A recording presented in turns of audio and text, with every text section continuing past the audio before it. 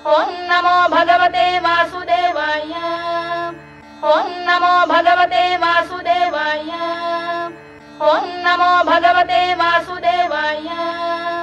ओम नमो भगवते वासुदेवाय। ओम नमो भगवते वासुदेवाय। नमस्कार, मी डॉक्टर सुप्रिया सराटे आपल्या सर्वांचे माझ्या यूट्यूब चॅनलमध्ये स्वागत करते। काय आहे इंदिरा एकादशी व्रताची कथा जाणून घेऊया मित्रांनो।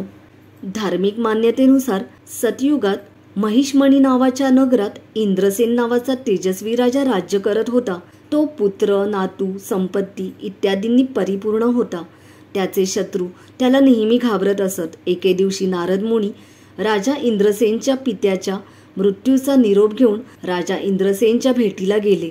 यावेळी नारदांनी सांगितले की ते काही दिवसांपूर्वी यमलोकात गेले होते, तेव्हा ते राजाच्या वडिलांना भेटले। राजाच्या वडिलांनी सांगितले की त्यांच्या हयातीतच एकादशीचे व्रत सोडल्यामुळे त्यांना अजून मोक्ष मिळाला नाही, ते अजूनही यमलोकात आहेत। यमलोकात वडिलांची ही अवस्था ऐकून राजा इंद्रसेनला फार वाईट वाटले।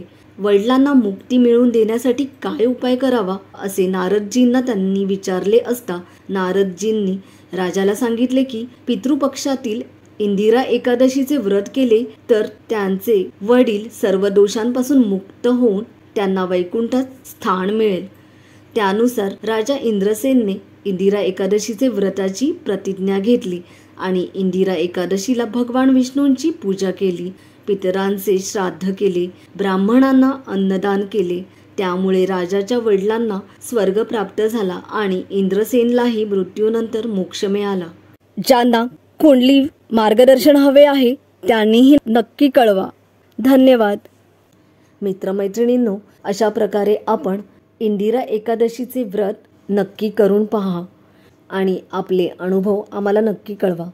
आपल्याला आमचा व्हिडिओ आवडला असेल तर नक्की लाईक करा, शेअर करा आणि चॅनलला नवीन असाल तर सबस्क्राईब करायला विसरू नका आणि बेल आयकॉन दाबायला तर अजिबातच विसरू नका। धन्यवाद। ओम नमो भगवते वासुदेवाय। ओम नमो भगवते वासुदेवाय। ओम नमो भगवते वासुदेवाय। ओम नमो भगवते वासुदेवाय। ओम नमो भगवते वासुदेवाय।